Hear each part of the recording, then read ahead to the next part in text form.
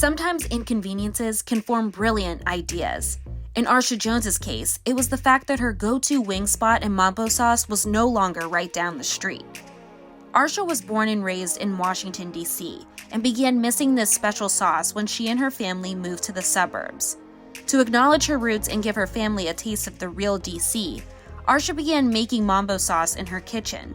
Once she realized that she could give back to her community by giving them a taste of home, Arsha and her family began marketing and selling the sauce, now known as Capital City Mambo Sauce. In a city known for its political prowess and historical monuments, Mambo Sauce is DC's culinary gem that defines the local culture. Originating in the 60s, Mambo Sauce was born as an accompaniment to fried chicken wings, which you could find at carry-out spots. The sweet, tangy sauce isn't just about the food. It's a cultural phenomenon deep-rooted with the rhythm and soul of go-go music, a DC native music genre. In this episode, we'll be discussing Arsha's background from artist and graphic designer, her transition to e-commerce and website building, and how this experience helped her launch Capital City. Let's get into the episode. Arsha Jones, thanks so much for coming to a Bread Idea podcast. I'm really excited to talk to you. So how are you doing today? Good, and you? I'm doing well. We are sitting here in your warehouse here in Bowie, Maryland, and there's so much beautiful art on this wall. So I'm really excited to get into Capital City Mambo Sauce, your journey, how you got started. You have had many businesses prior to Capital City Mambo Sauce, so this is just going to be a really fun conversation. Sure. But for the people that are listening or watching this interview, a lot of people don't know that what Mambo Sauce is, or people think they know about DC. You're a DC native, right? Yes. People think they know a lot about DC, but as we know now, DC is a very transient city. A lot of people move in and out. As a DC native, like, describe what DC really means to you. Gosh, what does DC mean to me? I would say, much like many people from their hometowns, is filled with love and culture. That is unlike anything you'll find anywhere else, and many communities and neighborhoods and areas can say the same thing. But I think ours sets us apart because ours is still held true to the origin, and it doesn't really reach further out of Washington, D.C. like many other cultures would. Mm-hmm. Like the music from New York or the music from Florida, it has now spread out and become mainstream, whereas our culture, we kind of hold it really tightly, so that it doesn't come to get too commercialized, and loses kind of the essence of what it is, and that includes like how we speak, the clothes we wear, the food we eat, the music we listen to, and so that's why I love it so much, is because it's still very much a hometown Washington D.C. culture that has not fully been seen and commercialized by the entire world. Right.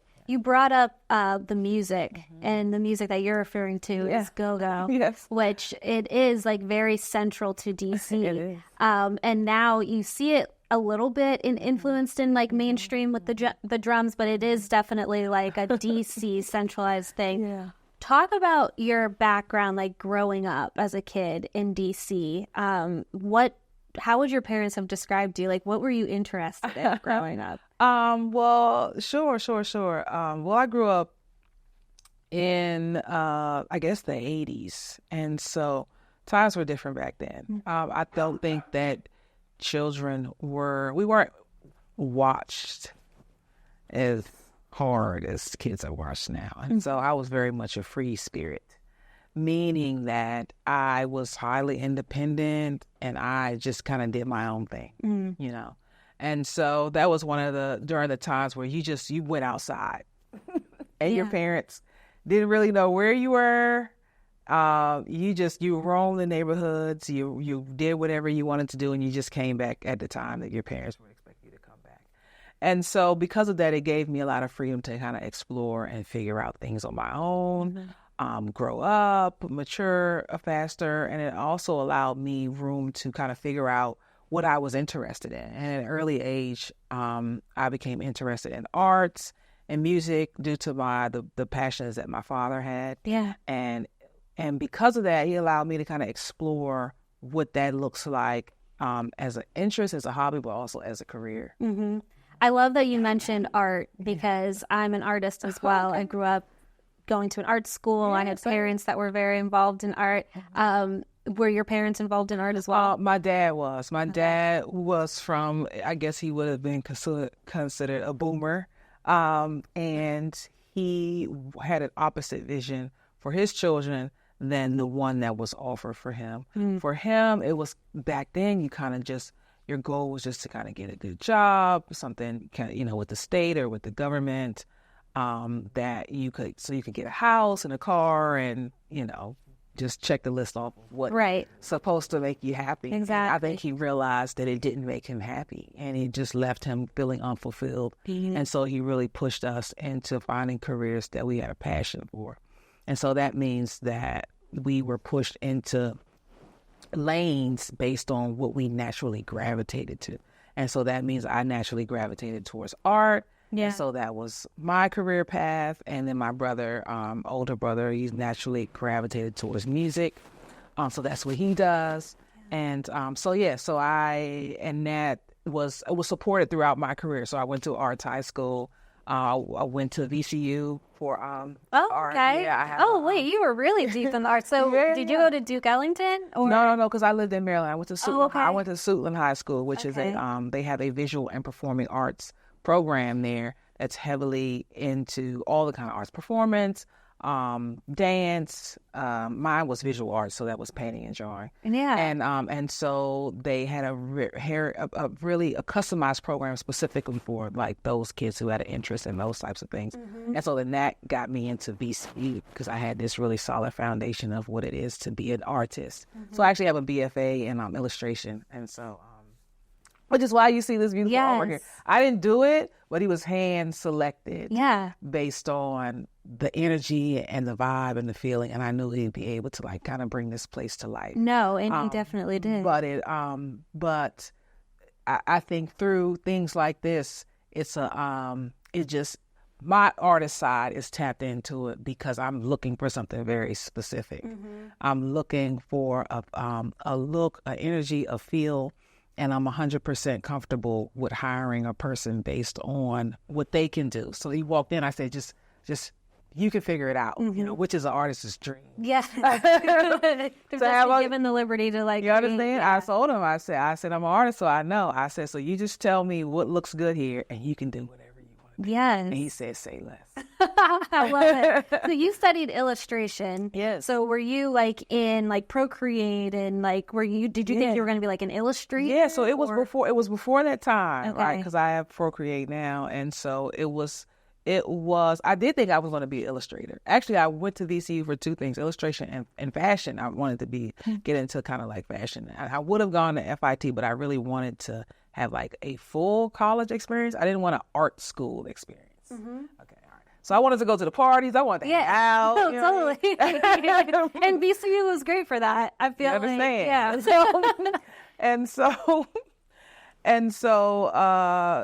Because of that, that was my foundation. It was art and painting and drawing. Until I got into it, and I was like, okay, I don't know about this. I loved it, but I didn't see a path in which I could make a lot of money because that was also a driver for me. I didn't want to. I envisioned myself being like this broke artist, and I didn't want that. Yeah.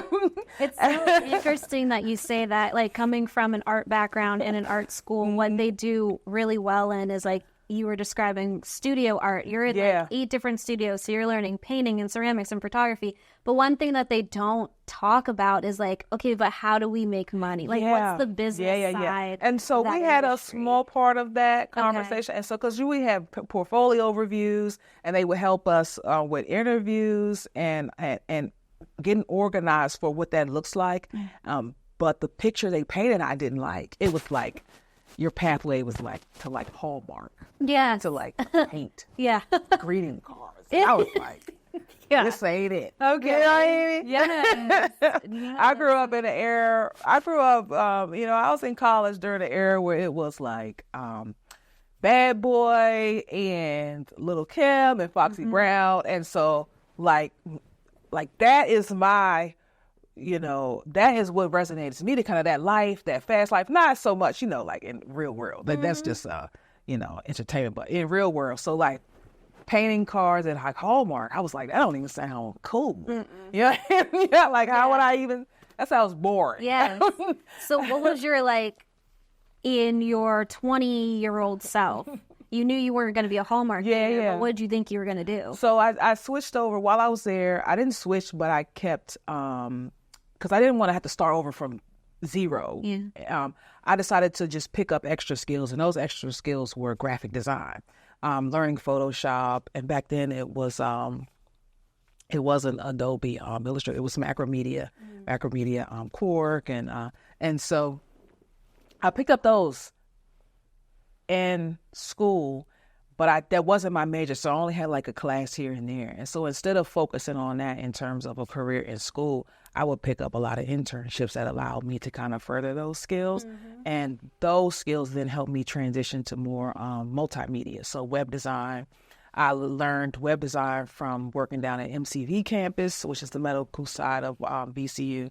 And I loved it. I was like, wow, this is it. I was like, I'll be into tech, and I will can make a lot more money. Yeah. I could put the paintbrushes down. Yeah. And it was right at the time of like the .com boom, where a lot of online websites were kind of popping off and all these new e-com businesses. And so it was like a plethora of job opportunities that I had, even though I chose something that was safe. My goal was really that I wanted to work for MTV. To be honest with you. I wanted to work for MTV.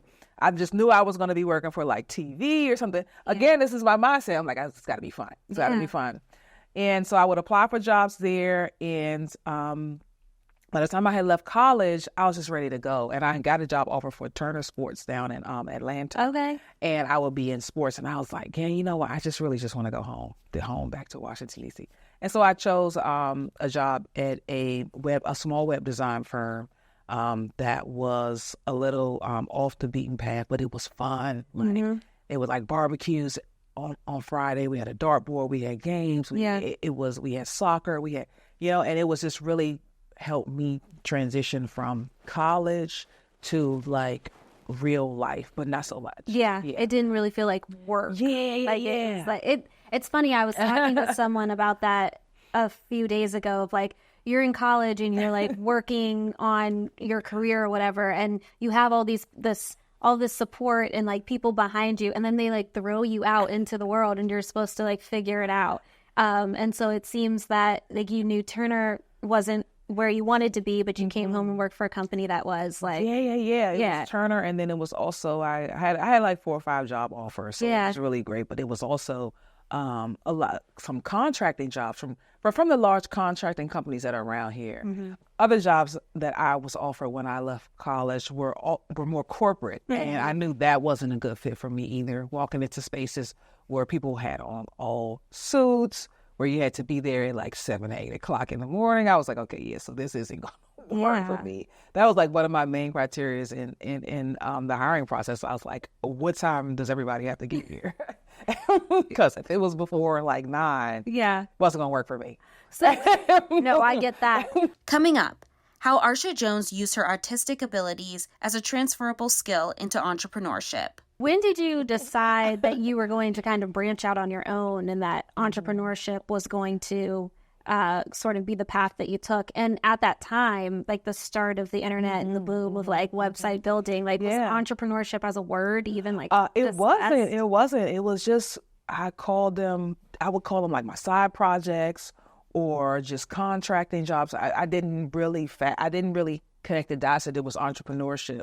But because there was such a plethora of work available, I always had these side jobs for like logo design, graphic design, brochures, websites, and things. So I had done that throughout my college career, and I continued to do it throughout every job that I've had, regular 9 to 5 that I've had. I've always had like these kind of side jobs. And that's what I thought of them as. I didn't consider them as anything else other than just a way to kind of get some extra money on the side, as opposed to having like a part-time job. I would like build websites on the side. Yeah. And I don't think that it became a thought or path for me until I realized how many people needed help. And that's when I was like, wow, maybe I could do something with this and help other people build websites and show them what I've done. Because I would get a lot of the same questions over and over again. How do I purchase a domain? What's the best websites? What platform should I use for hosting? Should I go with WordPress? What other platforms out there? Instead of me answering all these questions, I curated all of this information on a website and would send it to people. But they were all like affiliate links.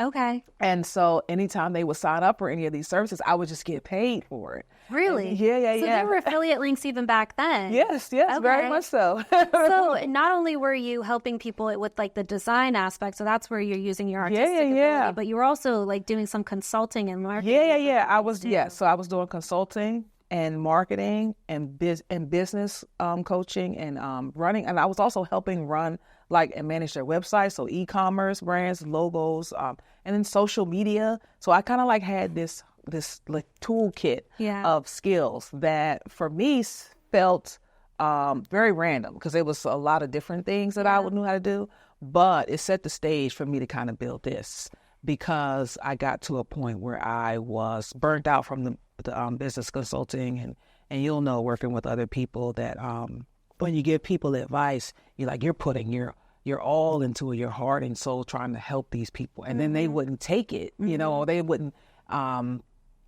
wouldn't take action on the advice that you give them. And I was just like, wow, I just can't do this anymore. And I asked myself, I said, what would happen if you just took all the advice that you had given other people and used it for yourself? Yep. And so also, I feel like now we have so many different platforms and people out there that are like coaching people on all of the ways that it seemed like you were doing for such a long time. Did you take any like digital marketing classes, or was it like trial and error? Like, how did you learn this stuff? No, it was trial and error, because I was only teaching people what I had learned through my trial and error. And and honestly, I was hoping that it would save them the trouble of making mistakes. Because when I started, I didn't have a community of people. They didn't have these groups and conferences and places for people to go when they wanted support, especially people that look like me, a Black woman, And so I decided to just kind of create this network of Black women that I would help and talk to and coach and give any kind of support that I could. So no, it was just based on trial and error, and also making sure that other people, Black women specifically, had support that I didn't have when I was starting. Stay with us as we dive into Arsha's first business as an entrepreneur and creative. What was the sort of turning point after you had been working with Black women, helping to grow their businesses and consulting and marketing their own businesses? Like, what was the turning point for you that you were going to take all of the knowledge that you had and have it work for yourself?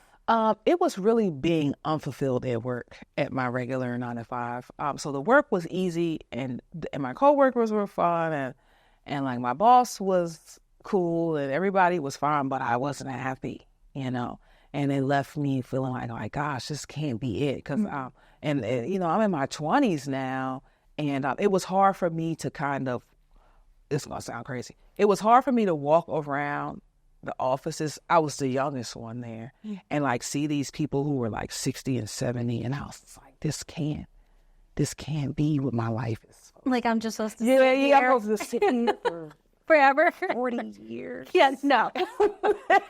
And get a watch when you retire, and that's it. I go to the awards ceremony at the end of the year when they're handing out like these service awards, and I'd see like these people, they were like walking across the stage with canes, and I would just go, I won't be here that long. Yeah. Nothing against them, you know what I mean? Because the check, it was a great place to work. Please understand, it was a great place to work, and it was one of those places that people got a job there to stay. Right? To stay. Nobody left. And that was a problem for me. I was like, this got to be more. Yeah. And so that was part of the turning point when I was just realized that I was like, there's no way that you can do this for the next 40 years. Because when you're 20s, 40 years sounds like a long time, you know what I mean? And I didn't want to live my life like that. Yeah. So this was in your 20s. Were you married yet? Did you have kids yet? No, I wasn't married. I didn't have kids.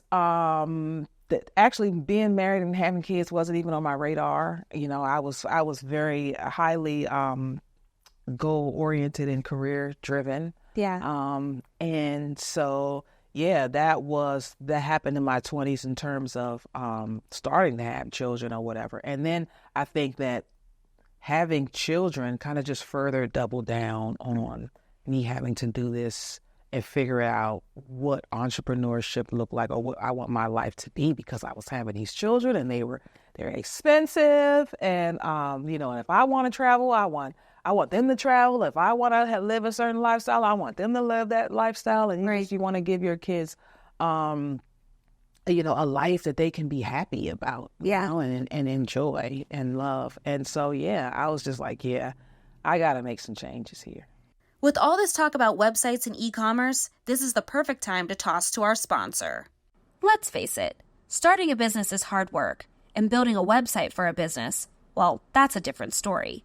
Why not hire some help? 35th Street Builders are not just website builders, they're dreamers.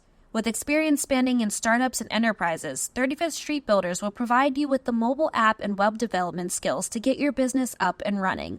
At 35th Street Builders, they pride themselves on affordability, reliability, and compassion.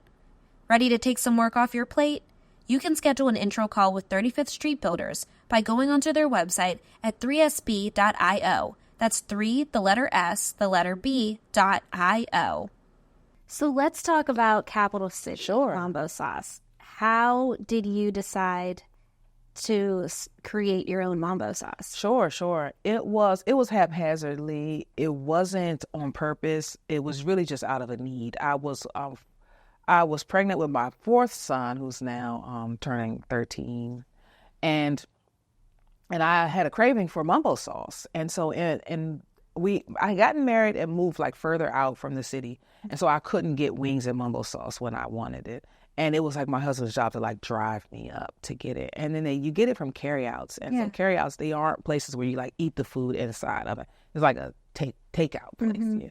But, you know, if we're 30, 40 minutes away from my favorite carryouts, that means I only have two options. I go there and sit outside and eat it in the car, or he has to go buy it and drive it back down to me. And then that's like, okay, so 40 minutes driving back down to our home with fried chicken. And it's just, it doesn't hit the same. Yeah, it doesn't travel well. Yeah. You know, like you'll still eat it. Yeah. But you're like, man, I wish I could have ate this when it was hot. Yeah. You know? Yeah. And so those were my only two options. I was like, man, I'm tired of this. And I was like, wow, what if I just learn how to make this at home? That way I can eat it whenever I wanted to, and then not have to be such a challenge in terms of where I'm going to eat it and how long it's going to take to get here. And so I just learned how to make it on my own. And then I think like twice a month I will make it for the kids, because see, now they are suburban kids, so they don't have any type of connection to Washington D.C. other than the one that comes through me. Right. And that was it. I had one little small pot that I would put on the stove, and I would make it on like twice a month. And we'd eat it with nuggets or fries or chicken wings or whatever. Yeah. And one day I said, wow, what if there are other people out there like me who have moved away from the Washington, D.C. area, who can no longer get access to this product anymore, but still want to taste it and have that kind of taste of home, essentially. And that's where I started. And because I had this long career in website, e-commerce design, online marketing, SEO, social media, I was like, I'm going to put up a website and see what happens. Yeah. I feel like for the listeners, we have to back up a little bit. Sure. Because Mambo Sauce is such a DC thing. Yeah. First of all, how would you describe Mambo Sauce? It's very much a DC thing. It's a staple in our community, almost cult-like. It's part of the subculture of Washington, D.C. It goes great on fried chicken wings and fried foods. It is sweet and savory, sticky. Yeah. And I would say that it got its foundation in the Black community at chicken wing restaurants back in the 50s, because that's what my grandmother remembers. And then as more Asian American restaurants started to open that we call carryouts, they adopted this product and added their own spin on it. And then that's kind of when it grew in popularity, because a lot of late night wing places or food places that were open, like after the go-go, after you would hang out, would be the carryouts. They would be open till 12, 2, 4 in the morning. And so that was the food you ate in the middle of the night when you wanted something to eat after the club or whatever. I feel like there aren't that many carry-out experiences anymore in DC, and maybe I'm wrong, but I feel like it has changed. It has. And I knew the writing was on the wall for me 13 years ago. I started to notice that a couple things were happening, that a diverse group of people were moving into DC in droves, like large groups of them. Okay. Because at the time, it was also, we moved down in the suburbs during the housing boom. Okay. And when it was really hard to get a house, and the houses in Washington, DC were really expensive. It was, they're still expensive now, but for back then they were really expensive. And so I could see the writing was on the wall that the people who were born and raised here would no longer be able to purchase these houses, because I couldn't purchase one of those houses, And so, when those new people come in, they bring in their own restaurants that they like, and they bring in the Whole Foods and the Trader Joe's. And don't get me wrong, because I like those places, But it doesn't leave much room for these little small carryouts that don't fix up their places, that is a little raggedy and dirty on the inside. And they start to, the people who would normally patronize those restaurants are no longer in the area. And the new people are like, ew, What you're describing is that it's bigger than the food. It's about the culture. It is. So like for those people like us, like me and my crew here who are not from DC. Okay, all right. Like, can you give us a visual of like a carry-out experience? It's the end of the night, you're going to get wings to go home, and you want fried chicken and mumbo sauce. Like, what is that experience? Yeah, first it's you got to find your local carry out, and they are never going to be on the best side of town. Okay, they have never made updates to the inside. Actually, you don't even want to like peek into the kitchen too hard. Yeah. Don't lean over and look and that's see what okay. It's back in the day, it was because of the crime that you could only they only had bulletproof glass on the countertop. So, and they would have like this little window where they would serve the food through. And they were always cool. Like when I grew up, you knew the carry-out owners. You knew them. They owned the carry-outs. The Asian community owned the carry-outs and the convenience stores, because there are no large grocery stores. There are not that many large grocery stores in Washington, D.C. So we really had to rely on these corner stores for all of our basic needs. And so they were essentially, I would say, kind of like family. You knew that they were Asian American, but you got to know them over time. And so it definitely had a family-like feel. It was, like I said, it wasn't the safest time of night. And it would be all kinds of different people there, especially if you're migrating away from like the parties and things. Right. But it was all the way live. It was like the after party stop. Yeah. So, all right, now we're fast forwarding Sure. to you making mambo sauce in your kitchen, right? Where you're creating your own. How did you know like what ingredients to add? What was that experience? And like, and then were you like, okay, so I made my own mambo sauce. Now I'm going to go ahead and sell it. Yeah, I know, right? So first, it was really just about the flavor profile. I played around with several different versions, and really, again, this wasn't for me to sell. It was just me trying to get a flavor and a recipe down for my kids to enjoy. That's really what it was.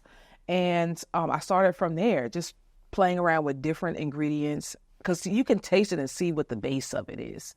And then kind of playing around with adding some Asian inspired. So they had to add soy sauce and had to add a few other seasonings that are kind of had an Asian palate related. And so that's how we kind of started. And it and also when I decided that it was going to be a commercialized product, I wanted something that was kind of across the board and easy to commercialize and could taste well on a lot of different foods and go well with seafood as well, but also be comfortable to a lot of different palates. Yeah. Meaning that when you're trying to commercialize things, you don't want it to go too far to the right or left with sweetness or hotness, or because you want it to kind of float in the middle in terms of what people can collectively agree that this tastes fine. Yeah. This tastes good. So, and so do you only have 2 flavors? We do. Yeah. And so in a typical carryout, you only get one, and it's the mild version. It's not hot at all. But after, our customers will request it, like, wow, can you make this hotter? Can you make this hotter? I think a year after we started making a hotter version. Yeah. So we have 2, mild and sweet hot. Well, they say in business too, especially when you're trying to scale it, is like having too many products is distracting, and the customers actually don't like that, and then that's bad for profit too, because you're making all of these products. That's correct. And then you're losing money when no one buys it. Yes. So it's so smart that you only made 2, one mild that everyone can enjoy, and then spicy for the people that have a different palate. Exactly. With the e-commerce, so you started just selling it online, Yes. right? And so how I was reading about like some of your strategies, and you're really like a marketing extraordinaire. So in the beginning, before we were here in the warehouse, did you just have like stacks of bottles in your house?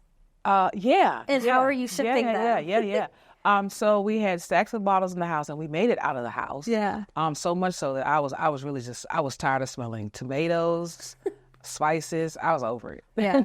And so we'd have stacks of bottles in the house. But then once we transitioned to manufacturing, we were able to get larger amounts of product at once, a pallet or 2 at a time. And at a pallet, it could easily have a few hundred bottles, 400 or 500 bottles. And so from there, we transitioned to just housing the product in like a U-Haul storage. Yeah. We would receive the product and then take it to the U-Haul storage until we got our first office space. Before you were like built a team and built a warehouse in order to do this, I was listening to this podcast where you described that you would have like bottles of Mambo sauce in your car, and you'd be like dropping them off places. Yeah. So you were like doing all the hustling on your end in the beginning. Absolutely. We started in 2011, and I didn't actually start working at my job until 2018. By that time, we were already in grocery stores and things. And so sometimes what I would do is on my lunch break for my job, I would make deliveries to like the grocery stores. So I would bring it all and put it in my trunk and go and use my lunch hour to go all around town to drop off all these orders and then just go back to work. So it was very much like a hustler's type of deal. I didn't think of it like that. Yeah. I was just like, to me, it was just work, and then work had to be done. Yeah. We didn't have all these buzzwords that people...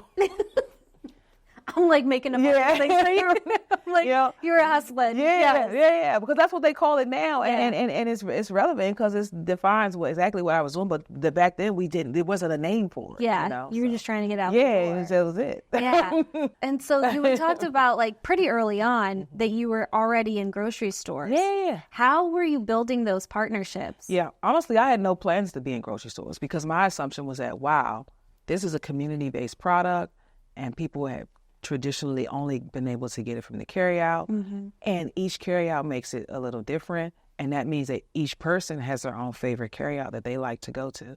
And so I just assumed that they would want to still patronize the carryouts that made their favorite version of this sauce. So I was like, well, there's no point in competing with them. I'll just stick to online. And it was really on my customers' insistence. They were like, wow, like, we know you guys are in Maryland. Why do I have to order this online? I'm tired of ordering online. Just, can you get it in a grocery store? Yeah. And so how we started was that back then, there was no pathway to get your products onto retail shelves. They were largely kind of monopolized by the larger brands, so like the Kraft, the Heinz, and there was no small brands that were on the shelf. And so I didn't even know where to start. And so instead I was like, okay, I'm not going to worry about that. What I'll do is I'll focus heavily on the mom and pop shops. Okay. And so I focus on mom and pop shops around the Washington, D.C. and Maryland areas that could sell our products. And these were stores and grocery stores that I could just walk right in and speak to the owner and say, hey, I have this product. Would you be willing to sell it for me? And so we completely bypassed retail. Yeah. Larger retail. Right. In order to kind of work directly with these mom and pop shops until, again, my customers' assistance, they went to the larger grocery stores and say, hey, why do I have to go to this store all the way across town to get this product? Why are you not selling it? I'm tired of going across. And that's how we got into larger retail stores. They came and looked for me and said, hey, our customers are keep asking us for this product. Let's help you get on our store shelves. So they came and looked for you? Yes. Who? It was Shoppers Food Warehouse. Wow. And so they came and looked for me. They talked to one of their local distributors and said, you got to find out who these people are. And they reached out to us, and it's kind of been on and popping since then. That's crazy. Yeah. So where can we all find Capital City? I know you can purchase it online, but what grocery stores and yeah it's in about 3,000 stores nationwide, and to me that's a small amount because we've been there for quite a while. So all the major stores, especially around here, Giant, Safeway, Shoppers, Food Lion, Wegmans, Harris Teeter, and of course Target and Walmart, just to name a few, and of course Amazon. That's a lot of places. Yeah. And you guys are still, I mean, you probably feel like you've been in business forever, but you're still. It doesn't really feel like that, though. Okay. Like, I have to remind myself that it's been 13 years. I think because it feels like every few years there's this new wave of people that find our product and are now interested. And there's these, so it forces us to grow. And it's always something new. And because it's always something new, it never gets old, you know? And so now, like even today, we have a pizza that's launching with Ann Pizza here in the Washington, D.C. metropolitan area, and that's new. So it's like it never feels like the same thing over and over again, and it's good because that's what I wanted. I didn't want to feel like I was stuck in a box, constantly having to do the same thing over and over again for 40 years, and now I've created this entire life and environment where I can just do whatever I want. Yeah. It's funny too because you have two products, but you're able to be in all of these different areas. You talked about Ann Pizza and some other initiatives, and now you're in like sports stadiums around the area. I know you're familiar with vertical integration. Can you talk to us about, like, for entrepreneurs that are out there that want to launch a product and have all of these different ideas for different businesses? Like, you've been able to essentially create several businesses but using one product. Like, was that always your strategy, and how do you think that's helped you guys grow and make more money? Yeah, honestly, even using the word strategy, I wouldn't. It's a strategy, yes. Yeah. But back then, I didn't consider it that way. Okay. I think I had been doing service-based businesses for so long, and I was like, wow, I want to sell one product over and over and over again, so I don't have to completely give so much of myself. I think when you have a service-based business, you have to give, or creative business, or you have to give a part of you. It's like it chips you away every time that you have to hand over a project that's now feels like your baby. Yeah. And then have someone else to tell you that it changed this and changed this and changed that. It just chips away at you. Yeah. And so I'm saying this because that was my thought process and how I got to a point where I only wanted to sell one thing over and over and over again. And that has been beneficial to me because it allows me to solely focus on these two products, but also streamline every aspect of it. Yeah. And it doesn't get out of control, meaning that I can go down to the manufacturer, make sure things are running smoothly. Any problems, I can resolve them. And there aren't all these different people that I have to connect with in order to make sure that we offer the best quality product, which is helpful, because when you expand too greatly, the truth is manufacturers, they can't make all products, And so while I'll have a manufacturer for these sauces, if I wanted to have a seasoning, then that's a different manufacturer, or if I had a different type of, if I wanted to make some chips, now that's a different manufacturer. We've launched a line of Mumbo Sauce wings we did on QVC, and that was a different manufacturer. And so it's hard to create like this consistency when you have so many different people that you're trying to get on the same page. Right. Yeah. And so doing it this way allows me to kind of double down and making sure that we provide the very best product every time. Yeah, it also like makes you have to wear like less hats. Exactly. Yeah, exactly. It almost reminds me like going back to the artist thing of like, I know that you didn't want to work for Hallmark, but the cool thing is like when you create a greeting card, like a greeting card that's like happy birthday, you could like reuse that. Yeah, You're like making passive income because it's just that's one product that you can just keep selling forever. Absolutely. Still ahead, what all entrepreneurs need to start and scale their businesses: funding. But before we get into that, let's hear from our financial sponsor. Ready to take control of your financial future? Discover financial freedom with Chosen Advisory Group. Chosen Advisory Group caters to the ambitious, the established mid-career professionals, and those on the cusp of retirement who recognize the dedication required to attaining financial independence. With their experience and clear professional guidance, you can transform your financial goals into reality. Life is stressful. Money should not be.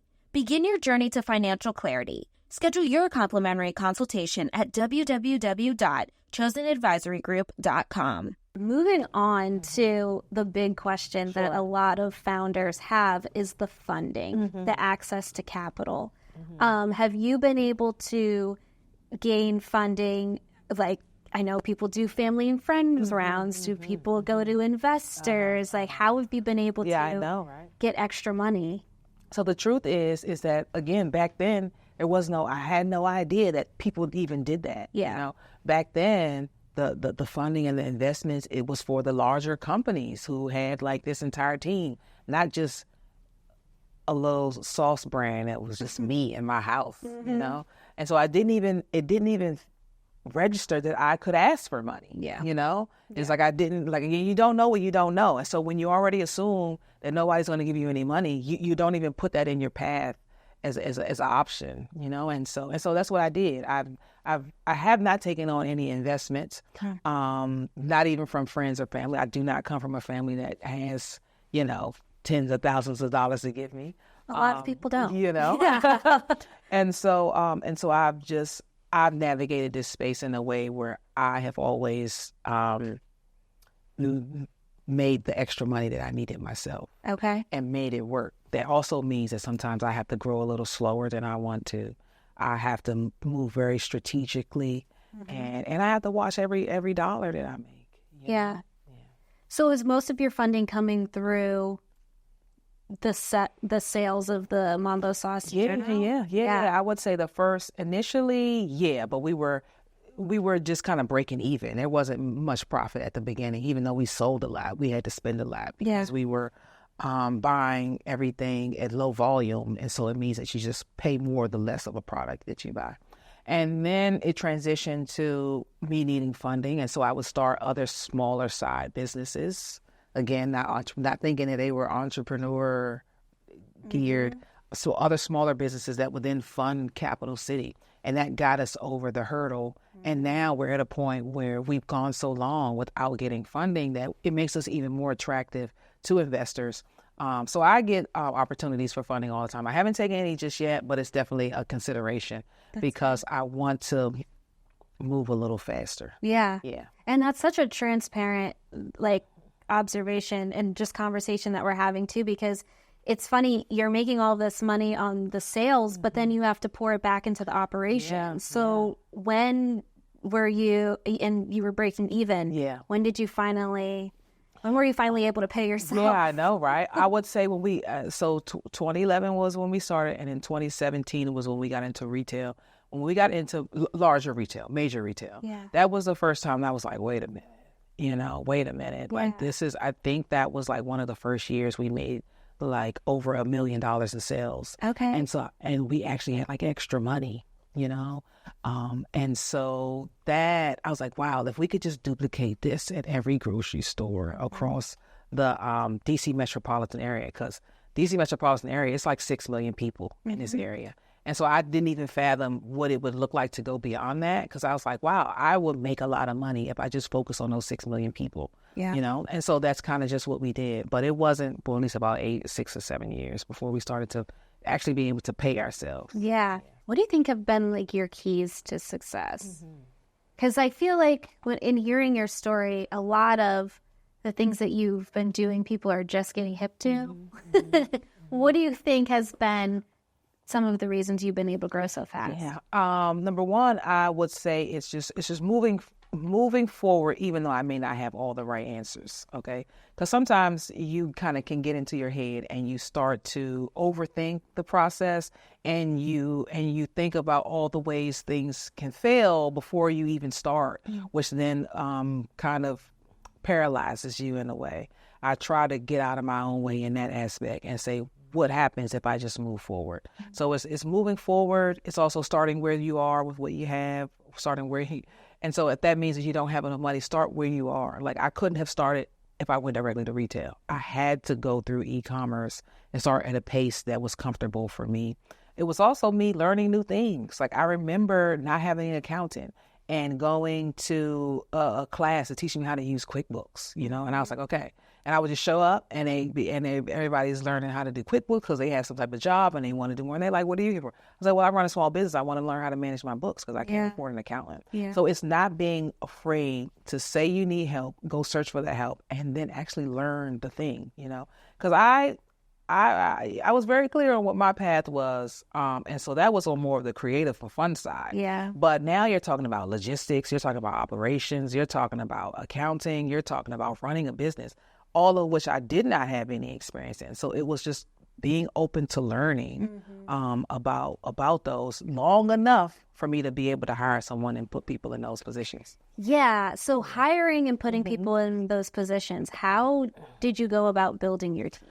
Yeah, because this was a small business, and back then, virtual assistants. That's how I would get people to work 2 and 3 hours a day, whether they were answering emails, posting on social media, and it was a low cost because they would work from home. They would make $10, $15 an hour or whatever, and it allowed my business to keep running and not be 100% of the pressure on me. Yeah, no, that's so smart. I think as a founder, as entrepreneurs, it's hard to give up the reins sometimes when you know your product and you don't want people to screw it up. But I know in just talking to other people about building teams with people that know different skill sets than you help make it successful. Yes, that's exactly what happens. And because I'm still not, I tell people when I hire them, I'm like, I'm not a good manager at all. And I don't actually want to manage people, because remember, I never started this business because I wanted to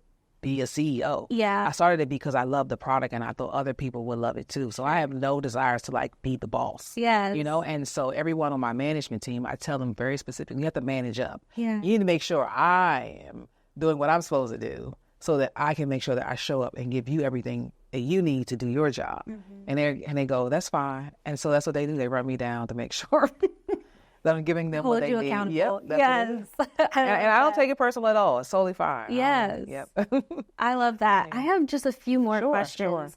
Sure. Just on a personal note. Yeah. Growing up in a city like DC has obviously shaped you as a person. It's why you created Mambo Sauce. How do you think that you're pouring back into your city? Yeah. So a few different ways. Not only does the product create a sense of hometown pride, we also make it a priority to give back, show up. So I'll go speak at schools, entrepreneurship classes at schools. We've had schools come in here for tours. We do donations. We partner with the community. We do food bank giveaways. Anything we can. We're doubling down this year. I think we're starting a small scholarship program for kids wanting to go to school. And we're hoping to honestly do more of it in the future, because the truth is Arsha Jones wouldn't be here if it wasn't for Washington, D.C. And Capital City wouldn't be what it is without the people of Washington, D.C. Yeah. I think that people should not forget that you are running this business and you're also a mother of 4. Yeah. How do you do both? And what do you hope that your kids are learning from what you're doing? That's a great question. I don't know how I do both. I think I do. I think I do a poor job, actually. Well, that's mom guilt. When you have kids, you never think that you're doing enough. And so, but I try to show up and do my very best. And at minimum, try to have a high level of moral and character, So if they leave my house with one thing, is that they will be good people. That's my goal. And so And so, but in terms of them and how they relate to Capital City, they absolutely love it. They are so proud of me and what we've been able to create. They come here. Sometimes they work here in the summertime if they want to. My oldest son is on the social media team, so he helps out with that. And they would all love to just be able to grow up one day and be a part of what we have going on here. And I would welcome them. Yeah. Yeah.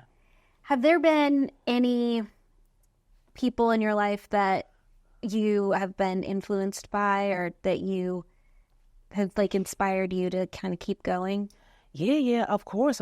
Like, and I am not, there is no one category that I can pick of person. I've been inspired from like Oprah, because back in the day, Oprah was a big deal. And from Beyonce to even the young girls now that are out here like growing brands and creating clothing lines. Like, I am inspired by seeing other women just go out and reach for whatever they want in life. That is inspiring to me, because it was something that you didn't see as often when I was growing up. Like, my father and my parents always told me that I could do anything that I wanted. But, you're like, oh, you're just talking. Yeah. But then to you to grow up and see like all these women doing these dope things. Yeah. It's like, it's really inspiring me, even at a small level, to keep going. Because I'm like, wow. If they can do it, I can do it. And so I can go down a list, but all the popular girls now, all the kind of main staple women like the Oprahs and the Michelle Obamas and things like that, and everyone in between. I'm a girl's girl, and I am a cheerleader for all women who grow up in a way where they don't let anyone tell them what they can't do. Amen. If you could say something to young Arsha, yeah, what would you say? I would say to young me that despite how hard it gets, despite the hurdles you'll have to jump over, despite all the challenges you'll encounter, know that at the end, you'll get everything you've asked for. I love it. This was great. Thank you so much No for talking to us problem. No problem. today. It's been great. Yeah, this was fun. Thank you, Arsha. That's it for this week's episode of A Bright Idea podcast. This week's guest was Arsha Jones, owner of Capital City Mambo Sauce. You can support Capital City by purchasing her Mambo Sauce on her website, on Amazon, and at your local grocery store. You can find a location near you by going to their website at shopcapitalcity.com. If you liked this episode, please leave a comment, like, or subscribe. I'd like to give a special thanks to my team for helping me put this together.